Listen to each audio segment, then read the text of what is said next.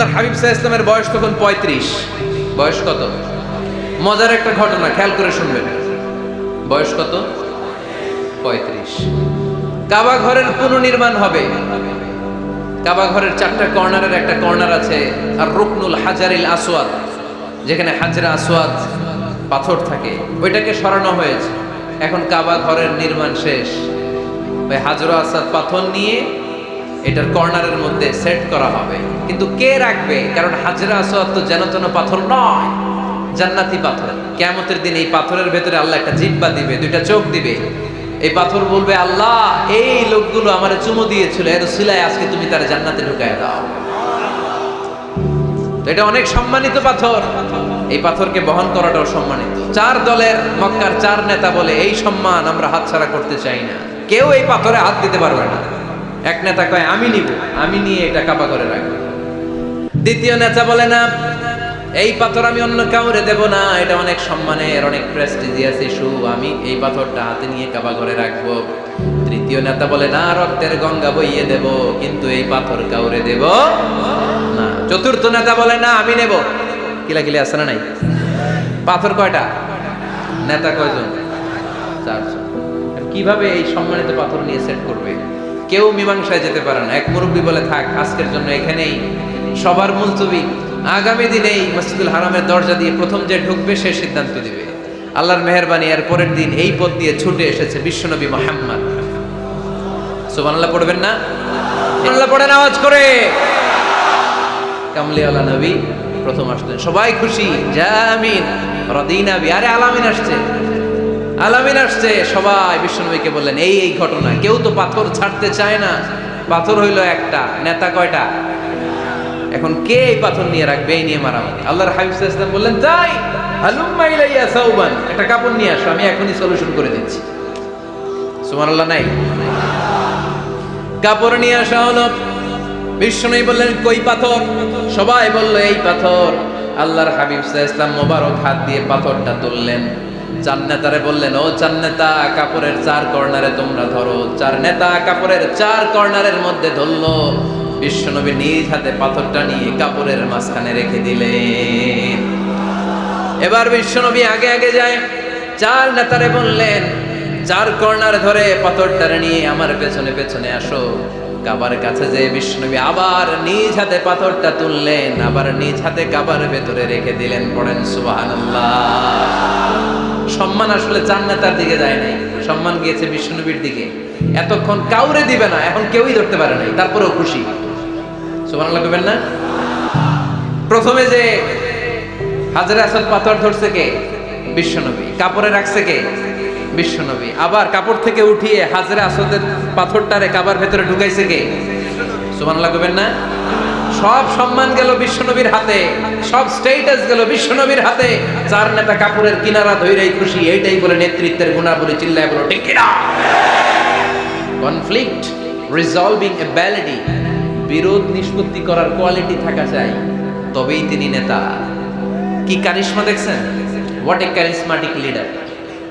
এতক্ষণ রক্তের বন্যা বইয়ে দিবে, কাউরে দিবে না পাথর। এখন কেউই ধরতে পারে নাই, কিন্তু স্লোগান দিতেছে জিন্দাবাদ। আসরা নাই? নেতা হইলে এরকম নেতা হইতে হবে। মদিনাতে আউস আর খাজরাজ গোত্রের যুদ্ধ 120 বছরে। কয় বছর? কেউ থামাতে পারে না, রক্তক্ষয়ী যুদ্ধ। আল্লাহর হাবিব সাল্লাল্লাহু আলাইহি ওয়াসাল্লাম মক্কা থেকে মদিনায় এসে 7 দিনের ব্যবধানে 120 বছরের যুদ্ধ থামাইয়ে দিলেন। এতদিনে এই গোত্রের লোকের সাথে এই গোত্রের কোনো বিয়ে নাই, এই গোত্রের লোকের সাথে এই গোত্রের কোনো অর্থনৈতিক লেনদেন নাই। বিশ্বনবী যখন আউস খাজরাজের যুদ্ধ থামিয়ে দিলেন, মদিনাতে আনন্দের ধুম পড়ে গেল, নতুন নতুন উৎসবের ধুম পড়ে গেল। সব ভাই ভাই। নেতা হইলে এরকম নেতা হইতে হবে, কোনো মারামারি থাকতে পারবে না সমাজে। চিল্লা এখন ঠিক কিনা? নেতা আসলেই সমাধান, নেতা আসলেই। সহিহ বুখারীতে একটা কিতাব আছে, কিতাবুস সুলহ, মীমাংসার অধ্যায়। একটা বাব আছে, বাবু কওলিল ইমামি লি আসহাবিহি ইযহাবু বিনা নুসলিহ বাইনাহুম। ইমাম সাহেবের এই কথা যে আমাদেরকে নিয়ে চলো, আমরা মিলাই দেব, এটা আল্লাহ রাসূল সাল্লাল্লাহু আলাইহি ওয়াসাল্লামের একটা বিখ্যাত ডায়ালগ। ডায়ালগটা কি খেয়াল করে শুনেন। যুদ্ধ, মারামারি আর ঝগড়া শুনলেই আল্লাহ রাসূল সাল্লাল্লাহু আলাইহি ওয়াসাল্লাম বলতেন, ইযহাবু বিনা নুসলিহ বাইনাহুম। আরে আমরা আছি, আম করে নিয়ে যাও না, আমরা মিলাই দিব। সুবহানাল্লাহ পড়েন। মারামারি দেখলে বিশ্বনবী মিলাই দিতেন।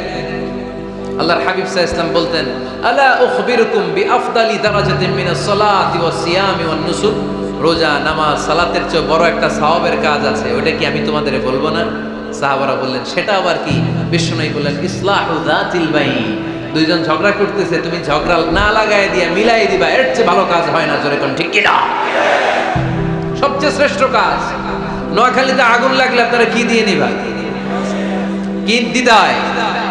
পানি। অনেকে ওই জায়গায় তেল ডাল। জ্বলতেছে কি? আগুন। আগুন নিবানোর জন্য ঢালবেন কি? অনেকে ঢালে কি? তেল। আহা, না, আপনি থামাই দিবেন, মিলাই দিবেন। আপনার জন্য ভালো জিনিস মিলাই দিবে কে? 7 নাম্বার, ফারসাইটেডনেস, দূরদৃষ্টিতা, ভিশনারি অ্যাটিটিউড, ফিউচারিস্টিক। নেতা অনেক দূর দেখতে পায়, তিনি দূরদর্শী। কর্মী যত দূর দেখে, নেতাও যদি তত দূর দেখে, দেশ চলবে? কথা বলেন। কর্মী যদি দেখে 500 মিটার, নেতার দেখতে হবে কয় মিটার? 1000 মিটার। কর্মী যদি দেখতে পায় 1000 মিটার, নেতার দেখতে হবে কয় হাজার মিটার? 2000 মিটার। কারণ নেতা হবে ফিউচারিস্টিক, ভিশনারি, স্বপ্নবাজ, স্বপ্নচারী। নেতাকে স্বপ্ন দেখতে হয়, ওই স্বপ্ন জাতিকে দেখাতে হয়। চিল্লায় বলেন ঠিক কি না? মানুষ তার স্বপ্নের সমান বড়। আপনি কত বড় আপনার স্বপ্ন শুনলে বোঝা যাবে। স্বপ্ন সেটা না যেটা মানুষ ঘুমিয়ে ঘুমিয়ে দেখে, স্বপ্ন সেটা যেটা অর্জনের আকাঙ্ক্ষা মানুষকে ঘুমাতে দেয় না।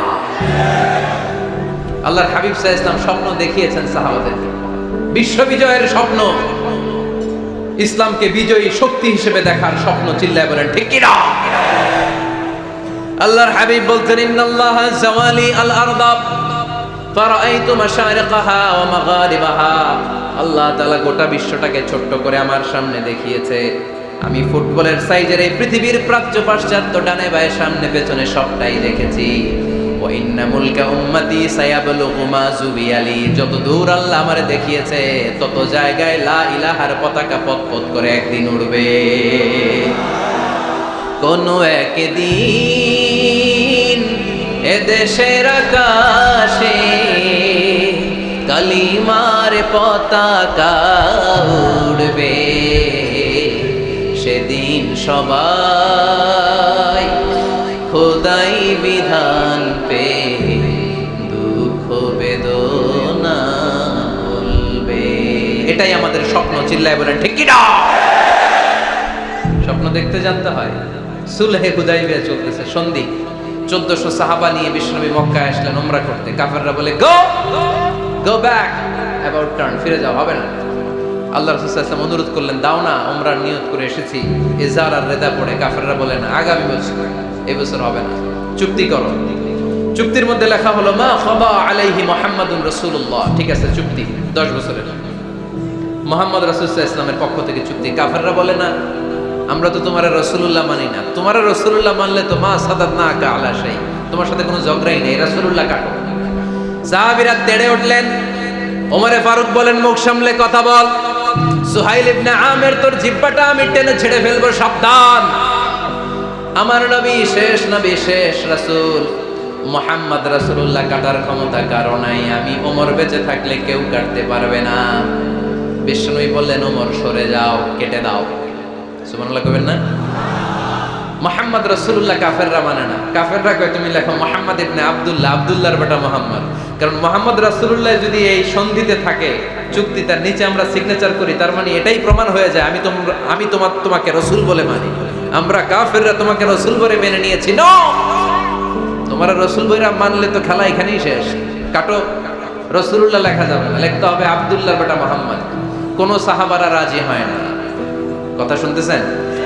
সাহাবারা বলে, রক্তক্ষয়ী যুদ্ধ হবে, আমার নবীর নামের পরে রাসূলুল্লাহ লিখতেই হবে। বিশ্বনবী বললেন, কেটে দাও। কারণ সাহাবারা দেখতেছে এতটুকু, বিশ্বনবী দেখে অতটুকু। বিশ্বনবী অন্য প্ল্যানে আগাচ্ছেন। বিশ্বনবী ভাবলেন, 10 বছরের যুদ্ধ বিরতি যদি হয়ে যায়, আমি আমার লোকদেরকে ঠিক করব। আমি তারবিয়া, তালিম, তাহজিব, তামাদ্দুন দিয়ে মদিনাটাকে একটা কল্যাণ রাষ্ট্রে পরিণত করব। আমি আমার ফোর্সকে সাজাবো, আমি আমার সাহাবাদেরকে প্রশিক্ষিত করব। এই 10 বছরের ব্যবধানে আমি গোটা বিশ্বকে ঝাঁকি মেরে কাঁপিয়ে দেব। কিন্তু সাহাবারা পড়ে আছে রাসূলুল্লাহর মধ্যে। সাহাবারা পড়ে আছে কই? সাহাবারা এর চেয়ে বেশি ভাবতে পারতেছে না। সাহাবারা বলে রাসূলুল্লাহ কাটা যাবে না, বিশ্বনবী বলেন কেটে দাও। তার মানে নেতা কর্মী যদি দেখে 500 মিটার, নেতার দেখতে হবে 1000 মিটার। চিল্লায় বলেন ঠিক কি না? নেতার 9 নাম্বার গুণাবলী, a leader should be very strategic. নেতাকে কৌশলী হতে হয়। কৌশল না জানলে উনি নেতা হতে পারে? বলেন। ডিপ্লোম্যাটিক কোয়ালিটি, কূটনীতি যদি না জানা থাকে নেতা হইতে পারবে? আল্লাহর হাবিব সাল্লাল্লাহু আলাইহি ওয়াসাল্লামের মতো বড় কূটনীতিবিদ পৃথিবী দেখেছে? কথা কন না কেন? দেখেন কি ধরনের স্ট্র্যাটেজি আমার নবী ফলো করতেন। আমার নবী যদি যুদ্ধ করতে কোথাও যেতেন, অ্যাটাক করবেন ডান দিকে, অ্যাটাক করবেন কোন দিকে? খায়বার অ্যাটাক করবেন, খায়বার ডানে। বিষ্ণবী বের হতেন মদিনার বাম দিক দিয়ে। যাবেন কই? ডানে। আওয়াজ করে বলেন যাবে কই? কিন্তু মদিনা থেকে বের হইতেন কোন দিক দিয়ে? বাম দিক দিয়ে। লোকেশন আর ডাইরেকশন কখনো কারোর সাথে শেয়ার করতেন না। উনি কই যাচ্ছে কেউ বুঝতো না। বাম দিক দিয়ে বের হয়ে অনেক ঘুরে তারপরে ডান দিকে যেতেন। সুবহানাল্লাহ পড়বেন না? অ্যাটাক করার সময় 3টা অপশন দিতেন, choose any of the options. যে বলতেন নাম্বার 1 আসলিম তাসলাম, ইসলাম মানো, ভাই ভাই আমার হৃদয়ে চলে আসো, তোমরাও ভাই আমরাও ভাই, দুনিয়াতেও শান্তি আখিরাতেও শান্তি। এটা যদি ভালো না লাগে, option 2 you pay the tax, we provide you the security. তোমরা ট্যাক্স দিবা, আমরা তোমাদেরকে সিকিউরিটি দিব। ইউতুনা আল জিজিয়াতা আন ইয়াদিন ওয়া হুম সাগিরুন, তোমরা জিজিয়া দিবা, আমরা সিকিউরিটি দিব। প্রথম অপশন মুসলমান হইলা না, আমাদের ভাইও হইলা না। দ্বিতীয় অপশন ট্যাক্সও দিবা না, কাফির থাকতে মনে চায় থাকো, খ্রিস্টান থাকো, ইহুদি থাকো, ধর্মান্তরিত হওয়া লাগবে না, খালি ট্যাক্স দিবা, ওইটাও ভালো লাগে না। 3 নাম্বার অপশন হচ্ছে the sword will decide what gonna happen among আস, তলোয়ার ফয়সালা করবে এখন কি হবে। সুবহানাল্লাহ কইবেন না? প্রথমেই যেই কোথাও অ্যাটাক করতেন বিশ্বনবী, সবসময় ডিফেন্সিভ মোডে থাকতেন, আত্মরক্ষার মোডে থাকতেন। আক্রমণ করা হলে মেনে নিতেন, ধৈর্য ধারণ করতেন। ধৈর্যের সীমা যখন ছাড়িয়ে যেত তখন বিশ্বনবী হাত তুলতেন, চিল্লায় বলেন ঠিক কি না? যুদ্ধের ময়দানেও যখন সেনাপতি পাঠাতেন বলতেন খবরদার নারীদের গায়ে হাত তোলো না, বৃদ্ধাদেরকে মেরো না, শিশুদেরকে মেরো না, ওই এলাকার পাদ্রীদের গায়ে হাত তোলো না, ওই এলাকার গবাদি পশুগুলোকে হত্যা করো না, গাছপালাগুলো ধ্বংস করো না। তোমাদের বিরোধী যোদ্ধারাও যদি তলোয়ার রেখে দিয়ে হাত তুলে বলে আল আমান, সিকিউরিটি সিকিউরিটি, আমরা আমান চাই, নিরাপত্তা চাই, তাকেও মেরো না। সুবহানাল্লাহ পড়বেন না? গোটা বিশ্বকে সভ্যতা শিখিয়েছেন। মক্কা বিজয়ের পরে গণধর্ষণ করেন নাই, গ্রামকে গ্রাম তিনি জ্বালিয়ে দেন নাই, হাজার হাজার লক্ষ লক্ষ শত্রুকে এক বাক্য দিয়ে ক্ষমার ঘোষণা দিয়েছেন, চিল্লায় বলেন ঠিক কি না?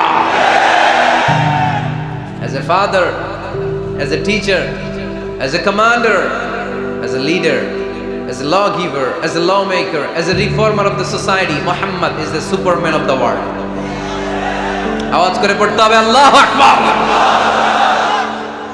কূটনীতি কারে বলে? ডিপ্লোমাসি কারে বলে? স্ট্র্যাটেজিক অ্যাটিটিউড কারে বলে? শিখে নেন। বদরের প্রান্তরে বিষ্ণু ঈসা ইসলাম উপস্থিত হলেন। ওই যে কাফেরদের তাবু, কাফেররা আসছে 3 দিন আগে, মুসলিম সৈনিকরা পৌঁছলেন 3য় দিন। এসে বিষ্ণু ঈসা ইসলাম সবাইকে বললেন কত হতে পারে কাফের, কেউ বলতে পারে না। 2 জন রাখাল পেয়ে জিজ্ঞেস করলে এই রাখাল কয়দিন ধরে আছো? আমরা 1 সপ্তাহ ধরে বদরে আছি। শুনতেছেন? শুনতেছেন? উনি বললেন ওই যে কাফেররা যে আসছে কয়দিন আগে? 3 দিন আগে। 3 দিন আগে। কত হবে সংখ্যা? কলু কাসীর, অনেক। কত হইতে পারে? রাখাল 2টা জানি না। আল্লাহ রাসূল সাল্লাল্লাহু আলাইহি ওয়াসাল্লাম চিন্তায় পড়ে গেলেন, কারণ ওনার যুদ্ধে অ্যাটাকের সিস্টেম ছিল শত্রু সংখ্যা কত এটা আমাকে জেনে নিতে হবে। সুবহানাল্লাহ পড়বেন না?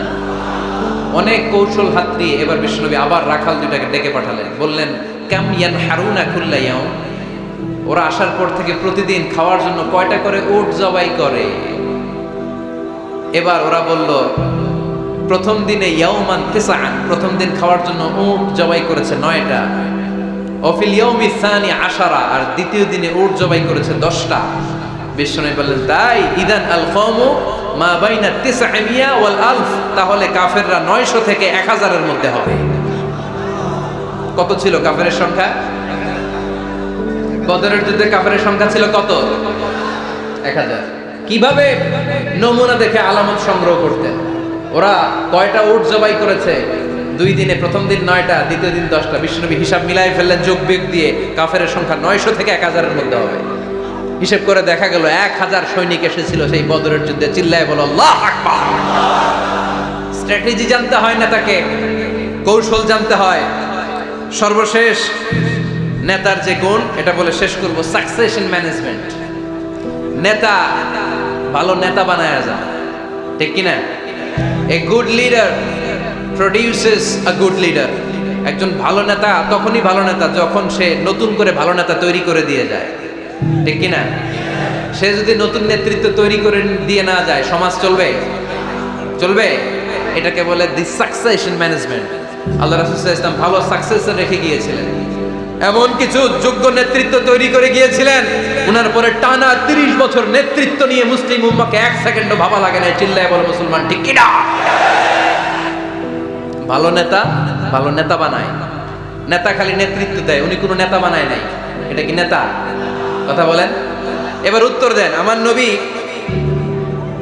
ইন্তেকালের আগেই যোগ্য নেতৃত্ব তৈরি করে রেখে গিয়েছিলেন কি জান নাই? কাকে রেখে গেছেন? আবু বকর। আরহামু উম্মতি বি উম্মতি আবু বকর, এই উম্মতের সবচেয়ে রহমদিল। আর কারে রেখে গিয়েছেন? ওমর। আশাদ্দুহুম ফি আমরিল্লাহি ওমর। আল্লাহর জমিনে আল্লাহর দ্বীন বাস্তবায়নে সবচেয়ে কঠোর ছিল ওমর। ওনার ক্যারেক্টারিস্টিক এমন ছিল, কথার আগে হাত চলতো, জোরে কোন ঠিক কিনা? আল্লাহর হাবিব সাল্লাল্লাহু আলাইহি ওয়াসাল্লাম বলতেন, লা নাবিয়্যা বা'দি ওয়ালা রাসূলা, আমার পরে নবীও নাই রাসূলও নাই, তবে লাউ কানা বা'দি লাকানা ওমর, আমার পরে যদি নবী হওয়ার যোগ্যতা কারো থাকে, আমার ওমরের সেই যোগ্যতা আছে। প্রভু তুমি বলেছো রাসূল দেবে না, বলনি দেবে না ওমর, বলনি দেবে না হামজা তারি, খালিদ বিজয় সমর। প্রভু তুমি বলেছো রাসূল দেবে না, বলনি দেবে না ওমর, বলনি দেবে না হামজা তারি, খালিদ বিজয় সমর। প্রভু তুমি বলেছো রাসূল দেবে না। সুবহানাল্লাহ পড়েন।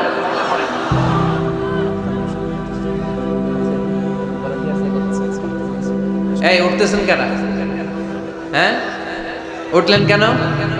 এই 2 ঘন্টা ওয়াজ শোনার পরে শেষ বেলায় আপনারা উঠে যাবেন না? বিশৃঙ্খলা আমি দেখতে চাই না। একটা লোক প্যান্ডেলে আওয়াজও করবে না, উঠতেও পারবে না। আমার নবী নিজেও ছিলেন শ্রেষ্ঠ নেতা, রেখেও গিয়েছেন শ্রেষ্ঠ নেতা। চিল্লায় বলেন ঠিক কিনা? সাইয়েদনা আবু বকর, সাইয়েদনা ওমর ফারুক, উসমান যুন্নুরাইন, আলী রাদিয়াল্লাহু তাআলা আনহু যোগ্য নেতৃত্ব হাতে কলমে প্রশিক্ষিত করে ওনাদেরকে রেখে গিয়েছেন। তাই মুসলিম উম্মার নেতৃত্বের সংকটে পড়া লাগে নাই। জোরে কোন ঠিক কিনা? জি। তো এইজন্য আমরা চাই আমাদের একটা সেন্ট্রাল লিডারশিপ থাকুক, কেন্দ্রীয় নেতৃত্ব, যেই নেতাদের নেতৃত্বে আমরা সামনের দিকে যাব। যে 10টা পয়েন্টস আমরা শুনলাম, আমাদের সব নেতাদের এই গুণগুলো থাকার দরকার আছে না নাই? এই গুণগুলো আমলে নিয়ে মুসলিম উম্মার এই নেতৃত্বের সংকট যেন আমরা কাটিয়ে তুলতে পারি। আল্লাহ তুমি তৌফিক দান করো, আমরা পড়ি আমিন। এখানে বিশাল একটা প্রতিষ্ঠান আছে, এই বিশাল প্রোগ্রাম থেকে শুরু করে অনেক খরচ ওনাদের হয়েছে। স্বেচ্ছাসেবক ভাইয়েরা তাদের সময় মাত্র 2 মিনিট, এই 2 মিনিটে প্যাকেট নিয়ে আপনাদের সামনে যাবে। যার যতটুকু সুযোগ হয়, আমরা কেউ বাদ যাব না। এই প্রোগ্রামের জন্য এবং এই বিশাল মাদ্রাসার জন্য আমরা মুক্ত হস্তে দান করে যাব। এই উঠতেছেন কেন?